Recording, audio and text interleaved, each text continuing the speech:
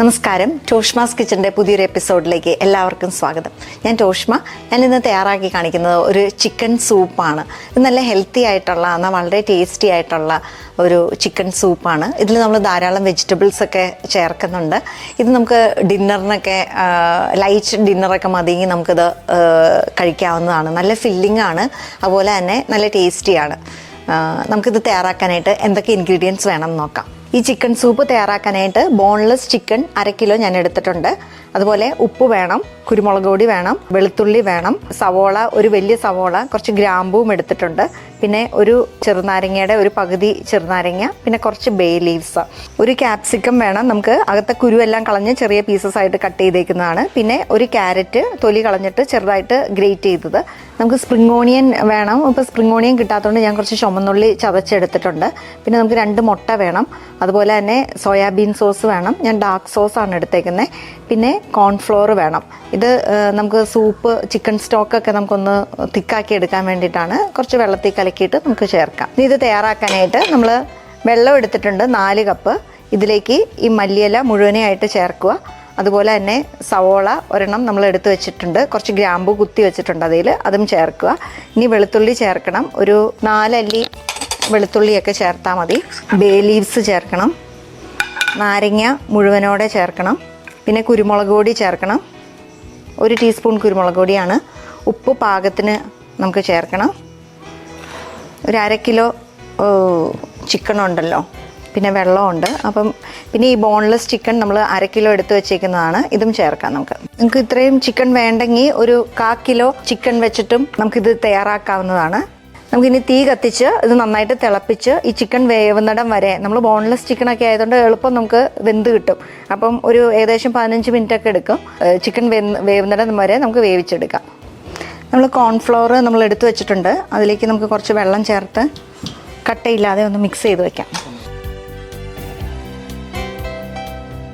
ഇതാ നമ്മളുടെ ചിക്കനൊക്കെ വെന്തിരിക്കുന്നുണ്ട്. നമുക്കിനി ഇതൊരു അരിപ്പയിലോട്ട് ഇങ്ങനെയൊന്ന് ഒഴിച്ചു വയ്ക്കാം.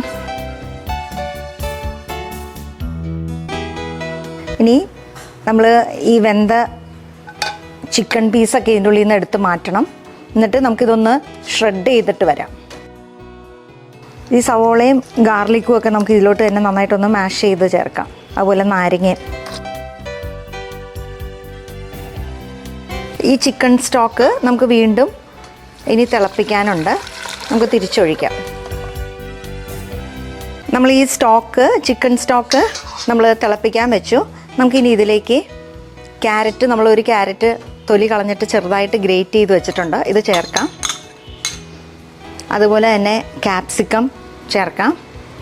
ഇനി ഇത് നമ്മുടെ സവോള, ചിക്കൻ വെന്ത ആ സവോള തന്നെയാണ്, അത് ചേർക്കാം.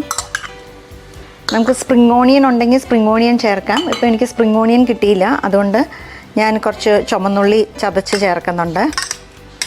അതുപോലെ കോണോ ബീൻസോ നിങ്ങൾക്ക് ഏതെങ്കിലുമൊക്കെ ഇഷ്ടമുള്ള വെജിറ്റബിൾസൊക്കെ നിങ്ങൾക്ക് ഇതിലേക്ക് ചേർക്കാവുന്നതാണ്. ഇനി നമുക്കിതിലേക്ക് സോയാബീൻ സോസ് 1 ടീസ്പൂൺ ചേർത്താൽ മതി. ഇത് നമ്മൾ കോൺഫ്ലോർ വെള്ളത്തിൽ കലക്കിയതാണ്, ഇതും ചേർക്കാം.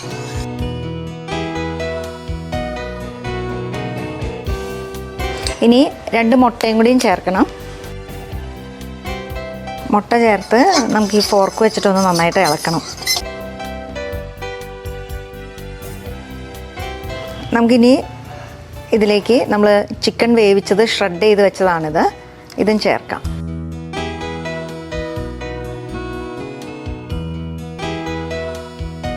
നമുക്ക് ആവശ്യത്തിനുള്ള കൺസിസ്റ്റൻസി ആയി കഴിയുമ്പോൾ നമുക്ക് തീ നിർത്താം. കുറച്ച് മല്ലിയില ചേർത്ത് ഞാനൊന്ന് ചൂടാവുമ്പോൾ ഒന്ന് വാടിക്കിട്ടും മല്ലിയില. ഇനി മല്ലിയിലയും കുറച്ച് ചേർത്തു. നന്നായിട്ടൊന്ന് തിളച്ച് കഴിയുമ്പോൾ നമുക്ക് തീ നിർത്താം. ഇത് തിളയ്ക്കാൻ തുടങ്ങി. നമ്മൾ കോൺഫ്ലോറൊക്കെ ചേർത്തിട്ടുണ്ട്, മുട്ടയും ചേർത്തതാണ്. കൺസിസ്റ്റൻസിയും ഒരു സൂപ്പി കൺസിസ്റ്റൻസി ആയി കിട്ടിയിട്ടുണ്ട്. തീ നിർത്തി. നമ്മുടെ സൂപ്പ് റെഡി ആയിട്ടുണ്ട്. ഈ ചിക്കൻ സൂപ്പ് നമുക്കൊരു സെർവിങ് ബോളിലോട്ട് പകർത്താം. നമ്മളിന്ന് തയ്യാറാക്കിയത് ചിക്കൻ സൂപ്പാണ്. ഇത് നല്ല ഹെൽത്തി ആയിട്ടുള്ള ഒരു ചിക്കൻ സൂപ്പാണ്, നല്ല ടേസ്റ്റിയാണ്.